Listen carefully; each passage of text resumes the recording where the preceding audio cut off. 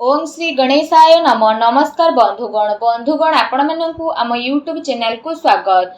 आपण को जदि एबे आमे कहिबु एबे आपण को न्यायर देवता कर्मफल दाता भगवान शनिदेवंकर आशीर्वाद रु विशेष भाव रे जदि आमे आपण को कहिबु ए 7 दिन रे मिलिबा पई जाउछि बड़ तूफानी खबर। जदि आपण मानकु कहिबु भगवान शनिदेवंक आशीर्वाद रु आपणक पई आगामी ए 7 दिन रे विशेष भाव रे जो समय रहइबो से समय बहुत ही बेस्ट समय रहइबो। ता सहित ए 7 दिन रे शनिकर शश जोग कार्य सिद्धि जोग एवं भाग्यवान जोग मध्य बनिबो, जहा आपणक पई ए 7 दिन रो स्थिति को बहुत ही तूफानी खबर नेकी आसीबो। बहुत बड़ खुशी खबर मध्य आपणकु मिलिबो। अनेक प्रकार लाभ धन लाभ बड़ बड़ सफलता मध्य आपणकु ए 7 दिन रे प्राप्त हेबो, जहा द्वारा आपणक जीवन बदली जिवो। कोन से बड़ खुशी खबर आसंतु ध्यानर सहित वीडियो को देखिबा। वीडियो को तेणु शेष पर्यंत निहाती भाबरे देखंतु।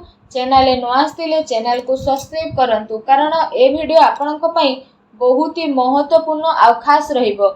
वीडियो आगो को आरंभ करिबा एहा पूर्वरु आपनकु रिक्वेस्ट, भगवान शनिदेवंकर सच्चा भक्त होइतिले वीडियो को गोटे लाइक करंतु, कमेंट बॉक्स रे जय शनिदेव बोली अवश्य लिखंतु, जा द्वारा भगवान शनिदेवंकर आशीर्वाद आपनकु मिलिबो।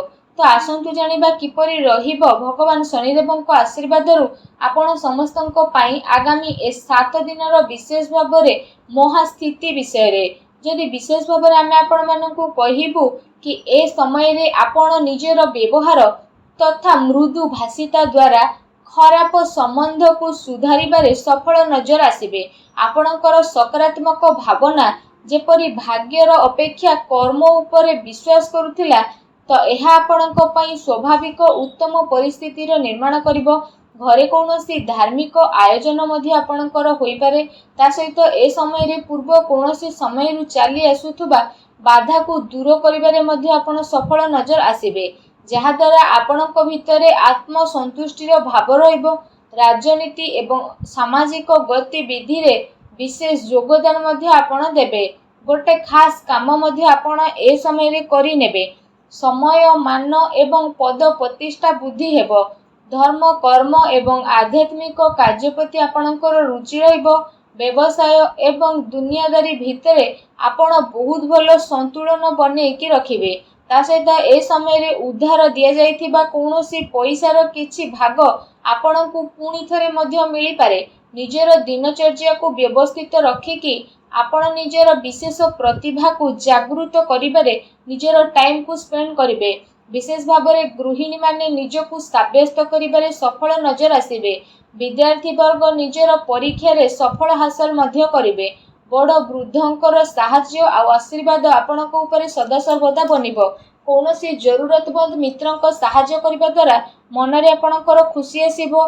ता सहित आपण आपणकर सिद्धांत द्वारा कौनसी प्रकारर समझौता आदौ भी करंतु नाही। एहा सहित ए समय रे आपण निजर भाबी चिंती बुद्धिमत्ता द्वारा निजर कार्य को सुचारू रूप रे संपूर्ण करिबारे मध्य आपण सफल नजर आसीबे। कार्य को योजनाबद्ध रूप रे करिबा आपणकु विशेष सफलता प्रदान करिवो। घरे मित्र बा बंधु बांधवक आगमन हेबो तथा सबु सदस्य आपणक सह मिली मिसिकी काम करिवे। एहा सहित जदि कहिबा ए समय रे केबे केबे आपणकर मन मजलिस भली स्वभाव अन्य पई प्रॉब्लम रो कारण मध्य बनी पारे। घरे पारिवारिक सदस्यंक सहित कौनसी छोट कथा को नेकी भूल बुझामणा मध्य उत्पन्न होई पारे, जहा पई कौनसी बाहरी व्यक्तिर हस्तक्षेप मध्य आपणक लाइफ रे हेबो।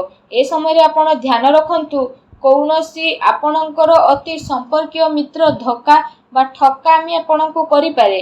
युवा वर्गंकर निजर कैरियर प्रति लापरवाही भविष्यत पई नुकसानदायक रहिबो। सेति पई सावधानता रखिबा आपणक पई अति आवश्यक रहिछि। ए समय रे कौनसी अति संपर्कीय मित्रंकर नकारात्मक गतिविधि रु आपणकु आघात बा धोखा मध्य लागि पारे। गाड़ी किंबा घर बाड़ी संबंधित कागज कारबाई आपण संभाळे कि करंतु।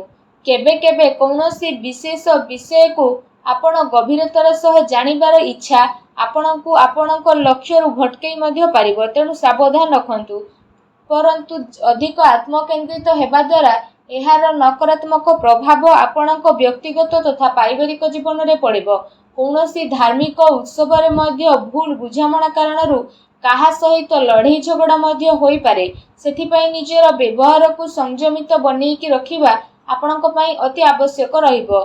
ए समय रे निजर भाई भौणीक सह संबंध मधुर बनैकी रखंतु, कारण कौनसी प्रकारर लड़ाई झगड़ा मध्य होई पारे।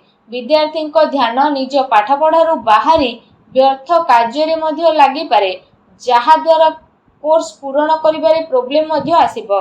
विद्यार्थी वर्ग निजर पाठपढ़ा प्रति मध्य कौनसी प्रकारर समझौता करंतु नाही, अन्यथा रिजल्ट खराब हेबो।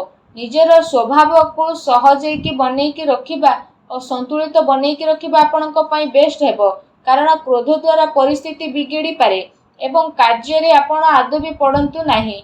एहा सहित जदि लव लाइफ विषय आमे आपण मानकु कहबू तो ए समय रे पति पत्नी को भितरे अहंकार मतभेद देखा देबो। ता सहित आपण नकारात्मक परिस्थिति को काबू नहीं कि आगो को बढ़िबे, जहा द्वारा पति पत्नी घनिष्ठता बढ़िबो।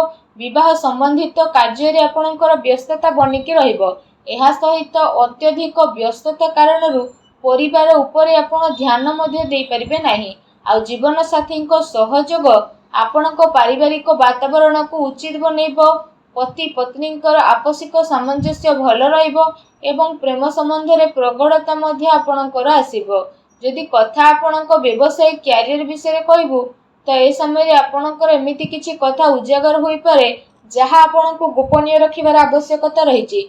व्यवसायिक कार्य एवं लंबा टाइम पर्यंत चलिबो। चाकरी पेशा व्यक्ति को ऑफिस संबंधित कौनसी अति संपर्कित यात्रा करबाको पड़ी पारे, जहा द्वारा आपणको अधिक लाभ मध्य मिलिबो। कार्य क्षेत्र रे कौनसी विशेष व्यक्ति द्वारा साक्षात आपणको लाभ आ जीत पई सहशील हेबो। चाकरी रे निजर टार्गेट को पाइबारे आपणको सफलता मध्य मिलिबो। काहा सहित साझेदारी करिबा टाइम रे नुकसान आ फायदार स्थिति रे आपण अवश्य विचार विमर्श करंतु, एहा आपणक पई भल रहिबो। ता सहित जदि कहिबा ए समय रे कौनसी प्रकारर व्यवसायिक प्रतिस्पर्धा रे आपणकर हार होई पारे, आ से सबु स्थिति को आपण निज उपरे भारी हेबा पई दियंतु नाही, तथा धैर्य पूर्वक आपण निजर अन्य कार्य प्रति समर्पित रुहंतु। अवश्य ही आपणको सफलता मिलिबो। चाकरी रे प्रमोशन किंबा ट्रांसफर आपणक पई जोग मध्य बनुछि। ए समय जदि कहिबा कार्य क्षेत्र रे कार्य भितरे कौनसी रुकावट मध्य आसी पारे, जेउ कारण पई ऑर्डर आदि पूरण करिबारे आपणकर विलंब हेबो। कर्मचारींकर गतिविधि को आपण नजरअंदाज करंतु नाही, सेमाने कौनसी प्रकारर राजनैतिक क्षेत्र उत्पन्न करि पारंती, तेणु सावधान रुहंतु।